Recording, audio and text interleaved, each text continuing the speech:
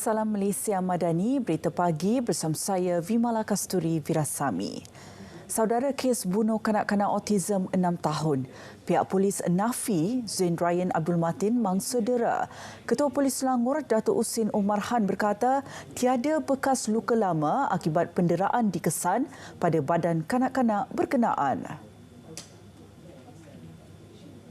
Justeru beliau menasihatkan orang ramai agar tidak keluar kenyataan tidak berasas yang boleh mengganggu siasatan polis dan sensitiviti keluarga.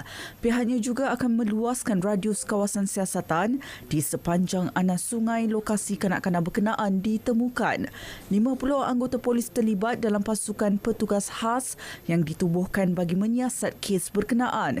Setakat ini, polis telah merakam beberapa keterangan dan menghantar beberapa barangan kes kepada Jabatan Kimia.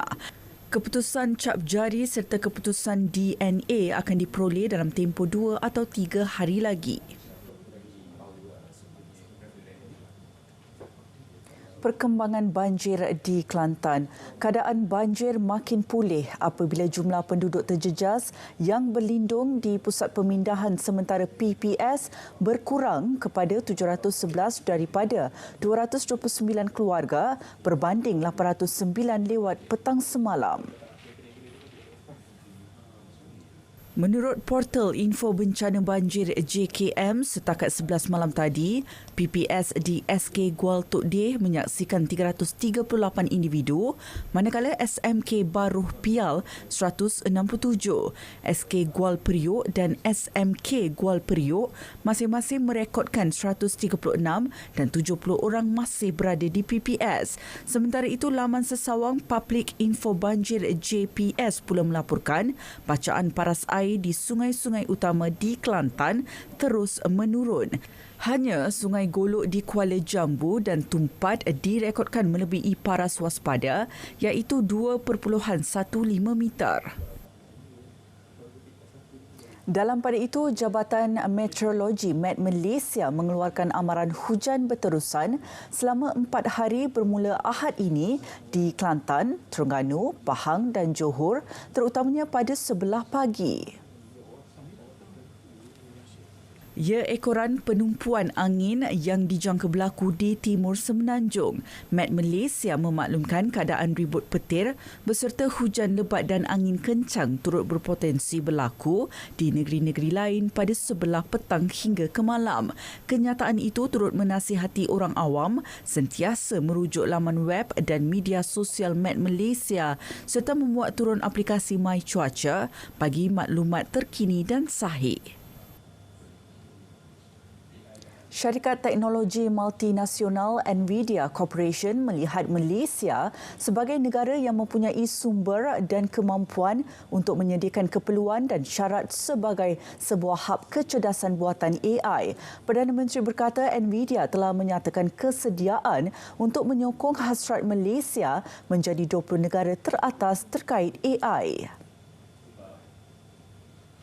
Menurut Datuk Seri Anwar Ibrahim, Nvidia juga bersetuju membantu membangunkan ekosistem AI di Malaysia menerusi sokongan dalam pembinaan pusat kecemerlangan bagi memudahkan pembelajaran dan penyelidikan AI selain pengujuran sistem awan AI Malaysia sendiri.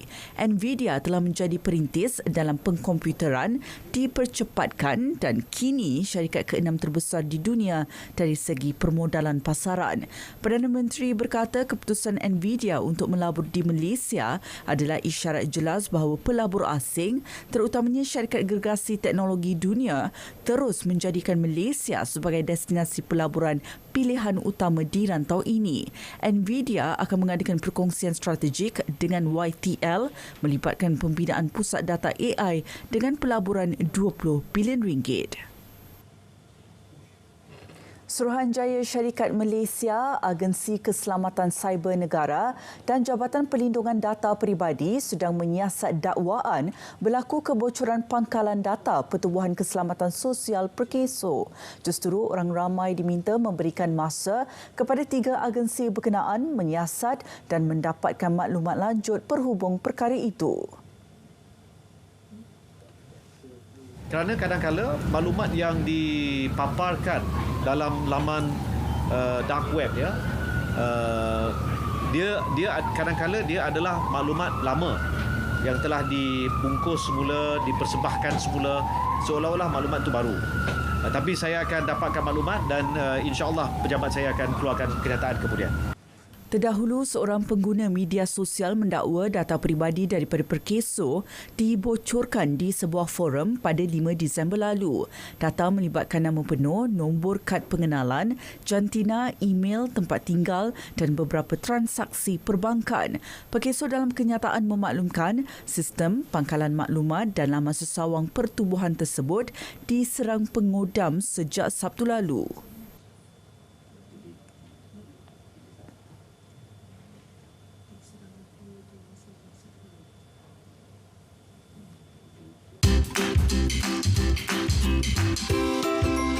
Nyamuk Aedes mudah membiak di dalam air yang bertakung.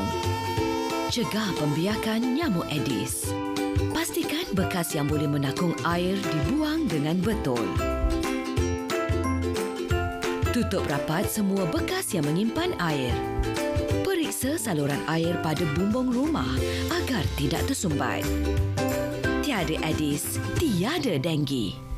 Industri perabot negara kekal berdaya tahan di sebalik persaingan sengit negara luar termasuk China dan Vietnam. Juruterus kerajaan terus komited menyokong pembangunan industri tersebut dalam memenuhi keperluan rantaian nilai. Timbalan Perdana Menteri Datuk Seri Fadilah Yusof menekankan usaha meneroka potensi pasaran baharu selain mengaplikasikan teknologi selain e-dagang untuk memperluas pasaran perabot negara.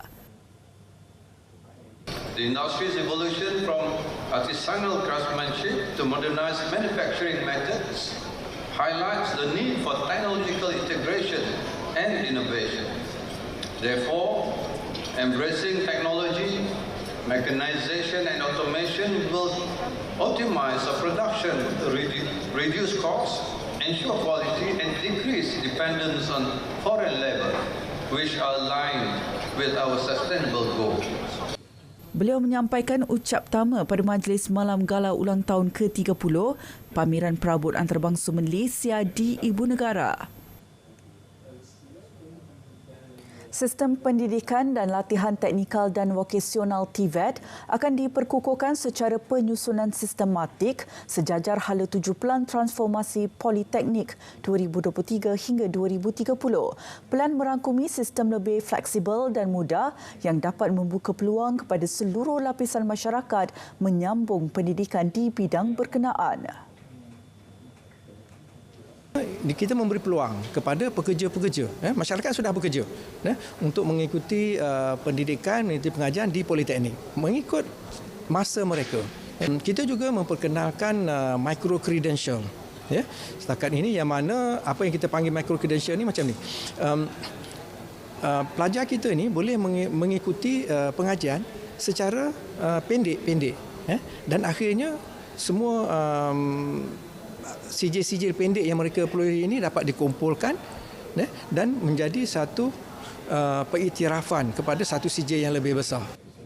Tambahnya, Transformasi Politeknik 2023 hingga 2030 adalah sistem yang secara langsung dapat melahirkan graduan bersesuaian dengan kehendak industri. Hanya 2 aduan diterima berhubung aktiviti perlombongan BJ Timah di Perak setakat November tahun ini. Aduan membabitkan kerja letupan di lombong BJ Timah dan pencemaran sungai akibat sisa perlombongan. Sebarang aktiviti perlombongan BJ Timah di Perak perlu mendapat kelulusan kerajaan negeri bagi mengelakkan kesan kepada ekosistem alam sekitar. JNG Group menjalankan pemeriksaan secara dalam memastikan lombong-lombong beroperasi dengan teratur dan mematuhi skim pengendalian melombong yang diluluskan di bawah peraturan-peraturan pembangunan mineral. Saudara, teruskan sokongan dan bantuan untuk rakyat Palestin. Dari sungai ke segara, Palestin pasti merdeka. Berita pagi diteruskan dengan edisi Sabah.